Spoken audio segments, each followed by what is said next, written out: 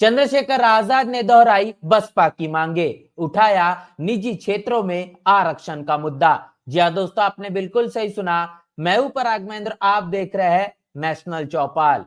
देश की सबसे बड़ी पंचायत में मानसून सत्र जारी है और संसद में जिस तरीके से तमाम सांसदों के माध्यम से अनेकों अनेकों मुद्दों को लेकर चर्चा बहस छिड़ी हुई है। ऐसे में सवाल आता है कि अनुसूचित जाति और अनुसूचित जनजाति के को लेकर कहने की तमाम सांसदों के माध्यम से कोई बात कही जा रही है, क्योंकि जिस तरीके से अनेकों अनेकों राजनीतिक पार्टियों में दलित आदिवासी समाज से आने वाले जो सांसद है वो कहने की अपनी जबान खोलते हुए नजर नहीं आते। जिस तरीके से उनकी पार्टी के आदेश होते हैं, आला कमान से जो बातें कहने के लिए कही जाती है उनके जबान से वही बातें निकलती है। लेकिन जिस तरीके से एक अहम भूमिका के आधार पर अपने प्रतिनिधित्व के तौर पर अनुसूचित जाति और अनुसूचित जनजाति के लोगों ने इन्हें वोट देकर संसद पहुंचाया है, उन्हीं के मुद्दे को अगर ये उठाते हुए संसद में नहीं नजर आ रहे, सवाल ये पैदा होता है क्या आखिर इनको वोट देकर प्रतिनिधित्व देने का आखिर फायदा ही क्या हुआ।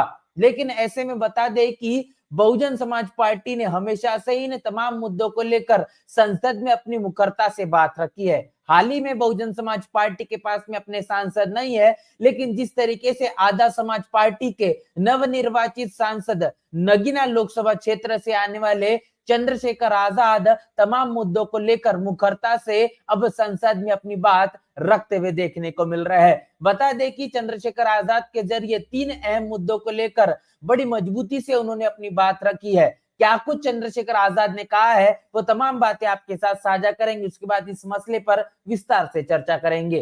31 एडवोकेट चंद्रशेखर आजाद महोदय, मैं प्रस्ताव करता हूं कि अनुसूचित जाति तथा अनुसूचित जनजातियों के बालकों के लिए रियायती स्कूलों की स्थापना करने तथा तत्संबंधित या उसके अनुसांगिक विषयों का उपबंध करने वाले विधेयक को पूर्व स्थापित करने की अनुमति दी जाए। प्रश्न ये कि विधेयक को पूर्व स्थापित करने की अनुमति प्रदान की जाए। जो सदस्य इसके पक्ष में हाँ कहें, जो सदस्य विरोध में ना कहें। मेरे विचार में निर्णय हाँ वालों के पक्ष में हाँ वालों के अनुमति प्रदान की जाती है।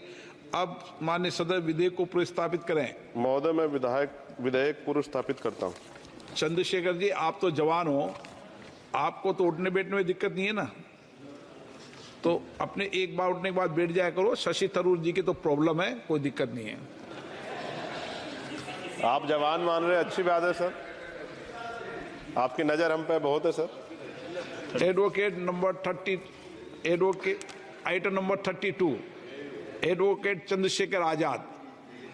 सर महोदय, मैं प्रस्ताव करता कि निजी क्षेत्रों में अनुसूचित जातियों, अनुसूचित जनजातियों और अन्य पिछड़े वर्गों के लिए आरक्षण तथा उसके संबंधित विषयों का उपबंध करने वाले विधेयक को पूर्व स्थापित करने की अनुमति दी जाए। अब बैठ जाए।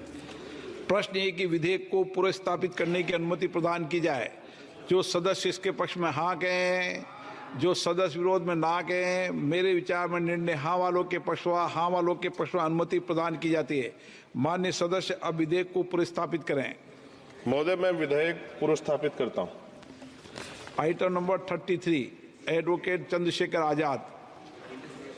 महोदय, मैं प्रस्ताव करता हूं कि देश में सभी बालकों व वरिष्ठ माध्यमिक स्तर तक के निःशुल्क शिक्षा प्रदान करने वाले विद्यालयों की स्थापना करने वाले विधेयक को पूर्व स्थापित करने की अनुमति दी जाए। प्रश्न ये कि विधेयक को पूर्व स्थापित करने की अनुमति प्रदान की जाए। जो सदस्य इसके पक्ष में हाँ कहें, जो सदस्य विरोध में ना कहें। मेरे विचार में निर्णय हाँ वालों के पक्ष में हाँ वालों के पक्ष में अनुमति प्रदान की जाती है। माननीय सदस्य अब विधेयक को पूर्व स्थापित करें। महोदय, मैं विधेयक पूर्व स्थापित करता हूं। धन्यवाद।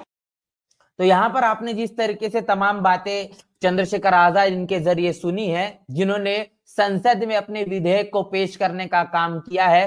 3 अहम बातों को लेकर चंद्रशेखर आजाद ने अपनी बातें कही है। क्या कुछ है वो विस्तार से आपके साथ साझा करेंगे। सबसे पहले ये प्रतिक्रिया देखिए, चंद्रशेखर आजाद ने कहा है कि आज मैंने लोकसभा में 3 निम्नलिखित गैर सरकारी विधेयक पेश किए। सबसे पहला इसमें चंद्रशेखर आजाद का कहना है कि निजी क्षेत्रों में अनुसूचित जातियों, अनुसूचित जनजातियों और अन्य पिछड़े वर्गों के लिए आरक्षण की व्यवस्था हो। दूसरा विधेयक यहाँ पर पेश किया गया है कि अनुसूचित जातियों तथा अनुसूचित जनजातियों के बच्चों के लिए आवासीय स्कूल हो। और तीसरा है देश में सभी बालकों को उच्च एवं माध्यमिक स्तर तक निशुल्क शिक्षा प्रदान करने वाले विद्यालयों की स्थापना हो। ये तीन बातें बहुत ही अहम रखती है। ये तमाम तीनों बातों को लेकर विधेयक पेश किया गया है। आप समझ पा रहे हैं कि जिस तरीके से चंद्रशेखर आजाद ने उन तमाम मसलों को कहीं न कहीं अपने विधेयक के जरिए पेश करने का काम किया है, जिसको लेकर हमेशा से ही बहुजन समाज पार्टी मुखरता से संसद के अंदर में अपनी बात रख रही है और उन्हीं बातों को दोहराने का काम चंद्रशेखर आजाद इनके माध्यम से किया गया है। मतलब ये साफ है कि बहुजन समाज के जो लोग हैं जब जब भी संसद के अंदर पहुंचते हैं, उन तमाम मुद्दों को लेकर कहने के वो बहुत ही बुलंदी से नजर आते हैं, जिसमें शिक्षा, रोजगार, स्वास्थ्य और सुरक्षा होता है। और ये तमाम चीजें चंद्रशेखर आजाद ने खास तौर पर शिक्षा को लेकर अपने विधेयक को पेश करने का काम किया है। उनका ये साफ तौर पर कहना है कि अनुसूचित जाति और अनुसूचित जनजाति से जो लोग आते हैं, इनको निजी क्षेत्र मतलब कि प्राइवेट सेक्टर में कहने की आरक्षण की व्यवस्था हो, क्योंकि अमूमन तौर पर देखा जाता है कि जो तमाम जो सरकारी नौकरियां है वो सिर्फ और सिर्फ 1 से 2% में ही देश में बची हुई है और सिर्फ 2% में बची हुई जो नौकरियां है, अब इन सरकारी नौकरियों की अहमियत कहने की ना के बराबर हो चुकी है और तकरीबन 98% जो नौकरियां है वो पूरी की पूरी अब प्राइवेट सेक्टर में जा चुकी है, जहां पर पूरी तरीके से जो आरक्षण है बिल्कुल भी देखने को नहीं मिलता। और ऐसे में अब इस प्राइवेट सेक्टरों में भी, निजी क्षेत्रों में भी रिजर्वेशन की व्यवस्था, आरक्षण की व्यवस्था मुहैया होनी चाहिए, सबसे पहला विधेयक रखा गया है। अनुसूचित जाति और अनुसूचित जनजाति के जो बच्चे हैं, इनके लिए आवासीय स्कूल होना चाहिए, रेसिडेंशियल स्कूल जिसे कहा जाता है, जहां पर वो ठहर कर रुक कर तमाम जो आर्थिक जो संसाधनों का जो सामना करना पड़ता है, तमाम जो आर्थिक समस्याओं का सामना करना पड़ता है, वो चीजें ना हो पाए। सरकार के माध्यम से अगर आवासीय स्कूलें होती है तो निश्चित रूप से जो विद्यार्थी है उनको शिक्षा लेने के लिए, ग्रहण करने के लिए काफी ज्यादा आसानी हो पाएगी। और देश में ऐसे तमाम जो विद्यार्थी है जो उच्च शिक्षा और माध्यमिक स्तर की शिक्षा के से भी पूरी तरीके से वंचित रह जाते हैं, ऐसे तमाम विद्यार्थियों को भी निशुल्क शिक्षा प्रदान करने का भी यहाँ पर बात चंद्रशेखर आजाद के माध्यम से की गई है और निशुल्क शिक्षा के साथ साथ ऐसे स्कूलों की भी स्थापना होनी चाहिए। तो ये तीन तमाम बड़ी अहम बातें चंद्रशेखर आजाद के जरिए कही गई है। अब आपको उन तमाम बातों को याद दिलाना चाहूंगा जो कि चंद्रशेखर आजाद के जरिए तो आज 3 विधेयक जो पेश किए गए, लेकिन बहुजन समाज पार्टी का जब शासनकाल उत्तर प्रदेश में था, उस वक्त भी बहुजन समाज पार्टी के जरिए क्या कुछ काम किए गए हैं। क्योंकि आप देखेंगे ये तीनों चीजें आपको बहुजन समाज पार्टी के 4 बार रहे शासनकाल के दौरान आपको उसकी झलक देखने को मिलेगी और जो कार्य तमाम राजनीतिक पार्टियों के माध्यम से अपने सरकार के दौरान नहीं हो पाया है, वो काम बहुजन समाज पार्टी के माध्यम से उत्तर प्रदेश में हुआ है। आखिर वो क्या क्या चीजें हैं वो एक के बाद आपके साथ साझा करूंगा। जो सबसे बड़ी बात अगर शिक्षा क्षेत्र में अगर करें तो गौतम बुद्ध विश्वविद्यालय तकरीबन 6,000 करोड़ की लागत में जो बना, वो गौतम बुद्ध विश्वविद्यालय जो कि आज भी वर्ल्ड क्लास कहने की अपनी अहमियत रखता है। जो गौतम बुद्ध विश्वविद्यालय जिस मुताबिक बना है, जिस आर्किटेक्चर, जिस खूबसूरती से उसको बनाया गया है, वो कहने का अपने आप में काबिले तारीफ है।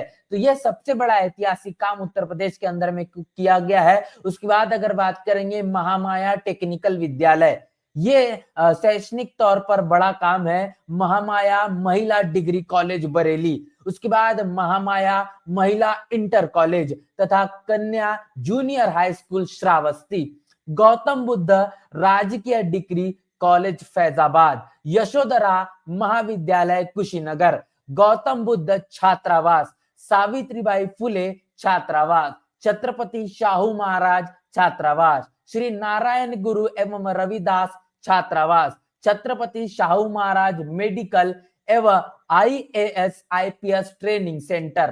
तो आपने देखा कि किस तरीके से तमाम सरकारी स्कूलों को, यहाँ पर कॉलेजों को, विश्वविद्यालय को बनाने का काम बहुजन समाज पार्टी के शासनकाल में हुआ है। तमाम छात्रावासों को भी यहाँ पर बनाया गया है। इतना ही नहीं तो IPS और IAS के लिए जो ट्रेनिंग सेंटर है उसको भी बनाने का काम बहुजन समाज पार्टी के शासनकाल में हुआ।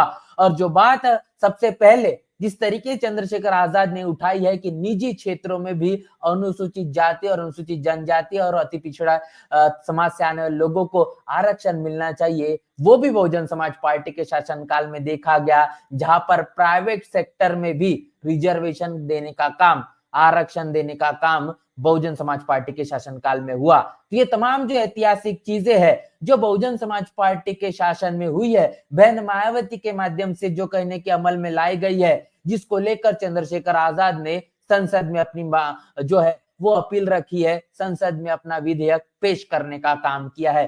तो इससे आप अनुमान लगा पाएंगे कि किस तरीके से जब बहुजन समाज की अपनी खुद की सरकार होती है तो किसी से किसी भी तरीके की मांग करने की आवश्यकता नहीं होती, आप वो तमाम चीजें कहीं ना कहीं लागू करने का काम करते हैं, उसको सत्ता में आने के बाद में उसको जमीन में उतारने का काम करते हैं। भले ही आजाद समाज पार्टी के पास में चंद्रशेखर आजाद के तौर पर इकलौते अभी वो सांसद है, लेकिन निश्चित रूप से आने वाला समय कहीं न कहीं बदलता हुआ नजर आएगा और जो काम बहुजन समाज पार्टी ने अपने समय में करके दिखाया था, वक्त दूर नहीं है। ये बात कहने की आपको समझना होगा कि बहुजन समाज की राजनीति ये कहने की उठापटक वाली ही हमेशा से रही है, कभी इसका जो डाउनफॉल रहा है, कभी अपने पीक पर रही है और आज इस वक्त का दौर है, इस दौर से बहुजन राजनीति गुजर रही है। कहने कि इसके आने वाला जो भविष्य है वो निश्चित रूप से माननीय कांशीराम साहब के नजरिए से होगा, जहां वो कहते थे कि 21वीं सदी हमारी है, अब बहुजन की भारी है।